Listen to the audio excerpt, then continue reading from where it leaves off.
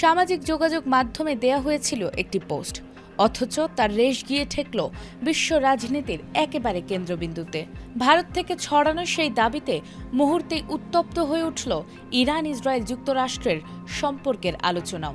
কেউ যাচাই করলেন না, বরং একের পর এক প্রভাবশালী ব্যক্তি সেটি ছড়িয়ে দিলেন।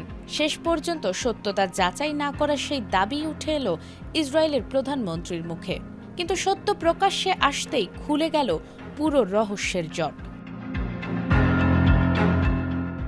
ঘটনার শুরু গত ৫ আগস্ট। ভারতের একটি অজ্ঞাত এক্স অ্যাকাউন্ট থেকে ছড়ানো হয় বিস্ফোরক এক দাবি। সেখানে লেখা ছিল, আইআরজিসির commander brigadier general Ahmad Vahidi নাকি বলেছেন, যুক্তরাষ্ট্র ও ইসরায়েলের কাছে পারমাণবিক অস্ত্র থাকা পর্যন্ত ইরানও তা তৈরির চেষ্টা চালিয়ে যাবে। পোস্টের সঙ্গে ছিল পারমাণবিক বিস্ফোরণের ভয়ঙ্কর ছবি, কিন্তু পরে জানা যায় সেটিও ছিল এআই দিয়ে তৈরি। কিন্তু ততক্ষণে ভুয়া খবরটি ছড়িয়ে পড়েছে ইসরায়েলে। চ্যানেল 14 ও মোসাদ কমেন্টারি নামের একটি এক্স অ্যাকাউন্ট সেটি প্রচার করে। এরপর পোস্টটি শেয়ার করেন নেতানিয়াহুর ছেলে ইয়াইর নেতানিয়াহু। আর মাত্র কয়েক ঘন্টার মধ্যেই সেই দাবির প্রতিধ্বনি শোনা যায় প্রধানমন্ত্রী বেনিয়ামিন নেতানিয়াহুর বক্তব্যে। আধুনিক জেনারেল হাসপাতাল ও উন্নত প্রযুক্তি এবং অভিজ্ঞ চিকিৎসক দলের নিরলস প্রচেষ্টায় আমরা আছি আপনার পাশে। ডেল্টা হাসপাতাল, মায়ের মতোই যত্নশীল। এক বক্তৃতায় তিনি এটিকে ইরানের পারমাণবিক বোমা তৈরির প্রথম প্রকাশ্য প্রমাণ হিসেবে তুলে ধরেন।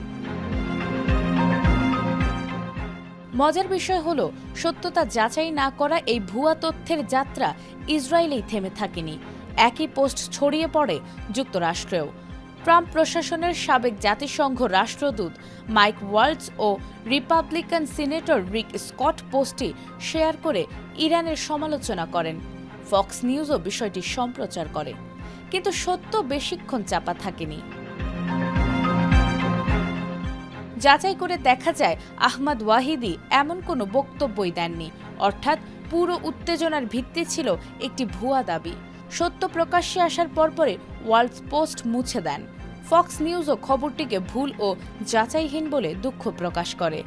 এছাড়াও ইরানও এ বিষয়ে তাদের প্রতিক্রিয়া জানিয়ে ঘটনাটিকে মিথ্যার বন্যা বলে প্রত্যাখ্যান করে। বিশ্লেষকদের মতে ঘটনাটি সামাজিক যোগাযোগ মাধ্যমের তথ্যযুদ্ধের ভয়ঙ্কর একটি দিক সামনে এনেছে। একটি ভুয়া তথ্য প্রথমে অজ্ঞাত অ্যাকাউন্ট থেকে ছড়ানো, এরপর প্রভাবশালী অ্যাকাউন্ট ও গণমাধ্যমে প্রচার, তারপর রাজনৈতিক ব্যক্তিত্বের বক্তব্যে জায়গা করে নেয়া। এই ধারাকেই বলা হয় ন্যারেটিভ লন্ডারিং। আর এই ঘটনায় সবচেয়ে বড় শিক্ষা হলো, শত্রু রাষ্ট্রকে ঘিরে উত্তেজনা যত বাড়ে, একটি ভুয়া খবরও তত সহজে সত্যের পোশাক পরে নিতে পারে।